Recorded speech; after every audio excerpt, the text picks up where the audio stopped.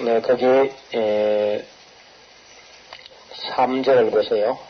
20장 3절에 보면은 거기 석 달을 있다가 하는 이 석 달 기간은 사도 바울이 고린도에서 로마행을 앞두고 3차 전도 여행 마지막으로 고린도에서 3개월 머물렀는데 이 3개월 머무르는 동안에 로마서를 기록했습니다. 거기 성경 난하에 로마서 기록이라 그렇게 쓰시고 석 달이란 말에 안드라인이나 혹은 사이드라인을 하시면 되겠습니다. 그리고 이제 우리 로마서를 찾으시기 바랍니다. 로마서. 지도를 잠깐 주목하십시다.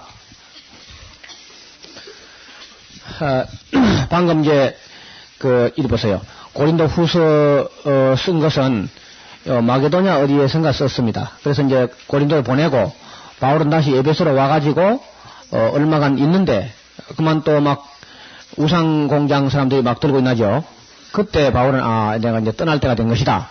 그래서 이래 서서 이 지방 연보를 다 모아가지고 이래 지나서 이래 지나가지고 여기 온 거야. 이 3 해놨죠, 그죠?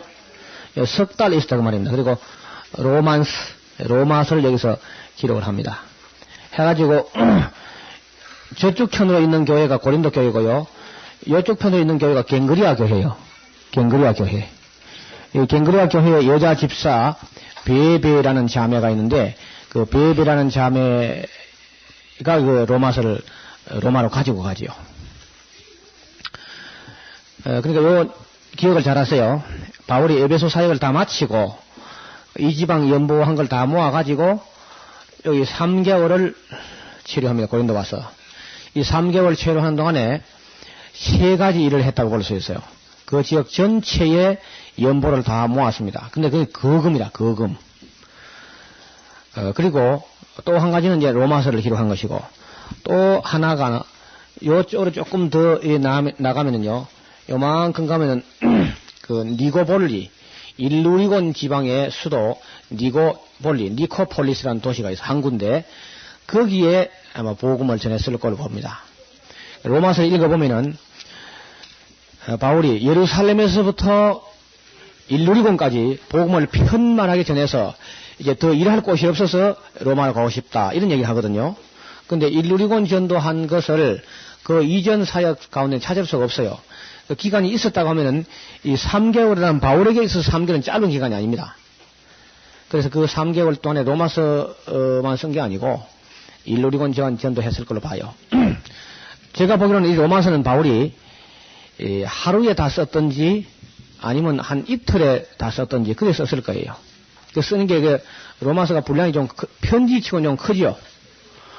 그래서 하루나 이틀 걸려서 다 썼을 겁니다.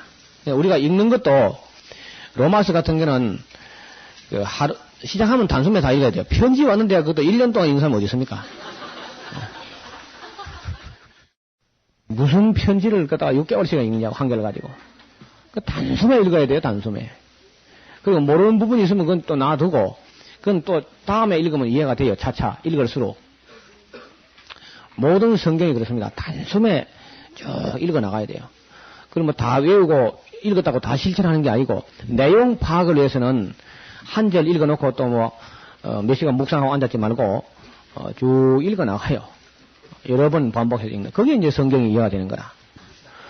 지금 인수하다가 복음이 나오니까 복음 이야기 하다고만 또 감격해가지고, 그리고 상당한 분량 끼어들고 이상한 거라. 그런 건 요즘 논문식으로 같은 밑에 풋노트를 해가지고 복음 설명을 하면 되는데, 그건 본문서 나다고 설명을 하니까 인사가 오면 뒤로 밀려나 있어요. 바울의 습관이라. 근데 이야기를 하는 사람은요, 저도 좀 그래요. 이야기를 하다 보면 어디로 가가지고 내가 어디서 이야기를 이리 왔더라 몰라가지고 옆에서 말해줘야 돌아오지. 난 좀 못 돌아오고만. 그래 애를 먹는 거라. 로마서 내용 개요를 좀 하겠습니다. 전체적으로. 1장 물론 그 앞부분은 근데 문안 인사 이런 것이고요. 1장 16절 17절 그런 것은 로마서의 큰 주제와 같이 제목을 설명을 합니다.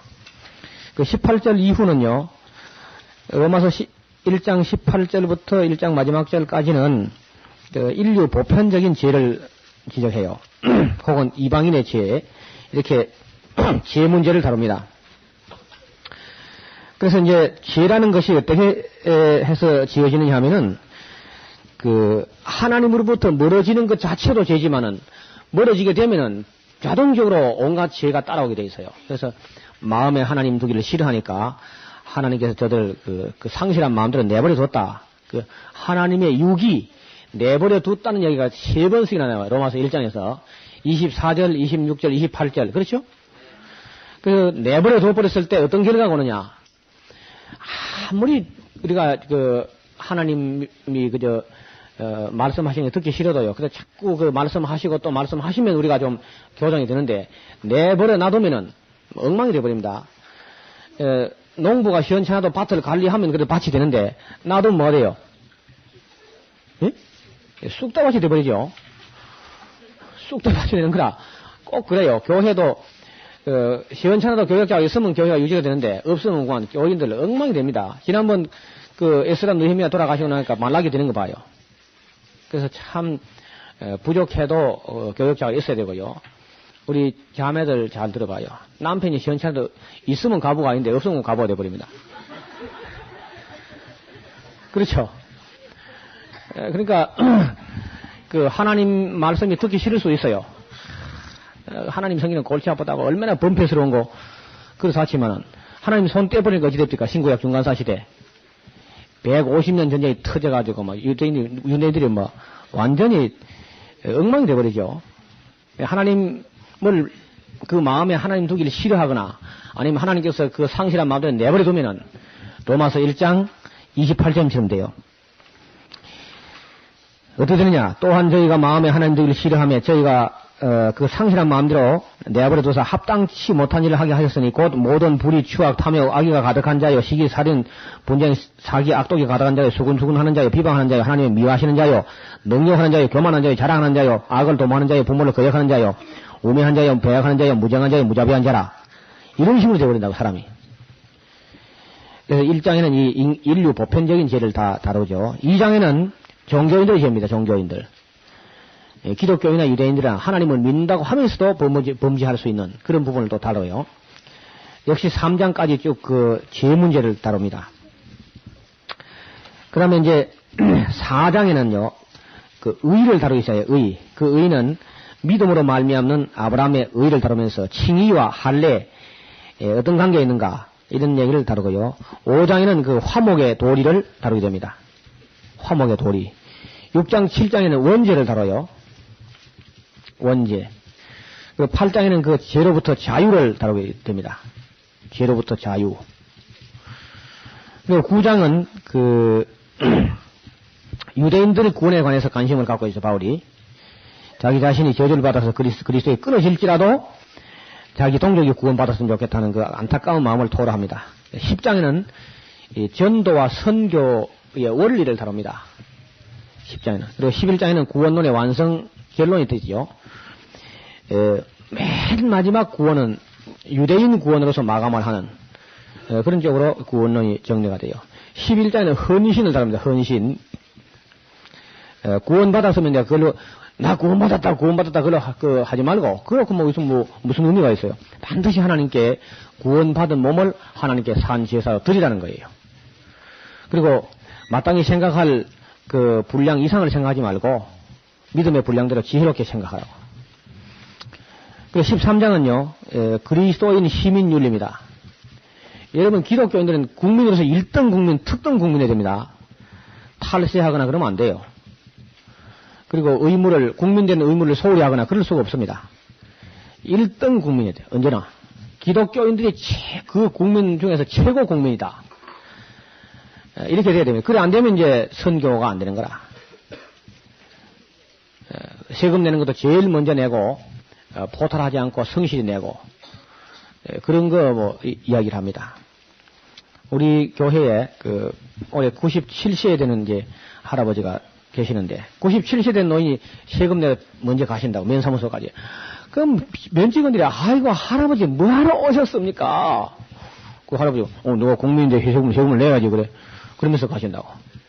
그래, 할아버지 그 밭에 세금이 안 나갑니다. 난 국민 아이가.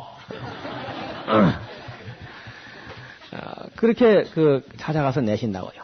그 다리를 건너서 1km나 되는 곳에서 걸어가시는 거라. 그 세금을 내시려고. 세금을 내야 자기가 국민 된 것 같다는 거죠. 1등 국민이다. 95세 된 해에 교회를 나오셨는데 그 해에 성경을 2번 읽었어. 95세 된 할아버지가. 그래 지금도 가보면 성경책 탁 펴놓고 읽고 계신다고. 그래 할아버지 이해가 됩니까? 목사 양반 성경책이 꽤 어렵소. 그래 그 해에 성경 다독상을 물론 그보다 더 읽은 사람이 있지만은 그 할아버지를 드렸거든. 그러니까 상을 받으면서 읽지만 다 외울 수도 없고 다 안 외워지네 잘. 이 할아버지 외우려고만 먹는가 봐.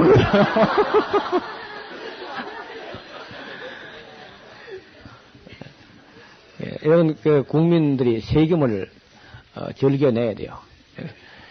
세금 안 내고 그래 하지 말고. 그런 얘기를 13장 다룹니다. 14장, 15장은 연약한 형제에 대한 배려, 위커 브라더십. 언제나 보다 연약한 형제를 늘 그저 배려하는 그런 마음이 중요합니다. 걸음을 걸을 때 제일 빨리 걷는 사람 보도에 맞추지 말고 좀 연약한 사람 거기에 맞추는 거라. 그래야 탈락자나 낙오자가 없지요. 16장은 15장에는 바울의 그 미래 장차 어떤 그 스케줄이 기록되어 있습니다. 자기가 가고 싶은 소원과 스케줄이 기록되어 있어요. 15장 뒷부분은. 16장에는 문안이 나오는데 26명의 이름들이 거명되고 있습니다. 그러니까 바울이 비록 로마에 아직 안 가봤어요. 안 가봤지만은 바울에게 은혜를 받은 사람들이 길은 로마로 그런 말이 있듯이 많이 로마로 유입되어 들어가는 거라. 근데 바울에게 아주 친한 사람들이 많이 로마에 가 있음을 바울이 이미 알고 있습니다. 그러니까 정보가 어려운 그런 시대라도 바울이 지금 세계 정세뿐 아니라 하나님의 일꾼들이 하나님의 포도원의 일꾼들이 어디에서 어디로 가고 있다는 걸 전부 정보 분석을 다 하고 있는 거예요. 좀 대단한 일이죠. 26명이나 나온다고 이름들이. 로마서가 되게 이렇게 되어 있습니다. 그래서 이런 로마서는요. 그냥 다 외울 만큼 읽어야 돼요. 부단히 읽어서 할아버지가 96세 된 분이 성경을 다 외우려고 드는데 젊은 사람들이 로마서 같은 거는 그냥 다 외워야 돼요. 달달달달 그냥 외워서 그냥 시도 때도 없이 읽어가지고 다 외우는 게 좋습니다. 한 50번 정도 읽으면요. 그저 입에서 그냥 줄줄줄 나와요. 그리고 글자는 다 뭐냐도 내용은 다 외울 수 있습니다. 내용 파악을. 짤막한 거 아니면 짤막한. 그런 걸 요절 한 절만 탁 해가지고 그래 하지 말고 전체로 1장 1절부터 마지막 절까지 열심히 읽으시기 바랍니다. 우리 로마서 읽어봅시다.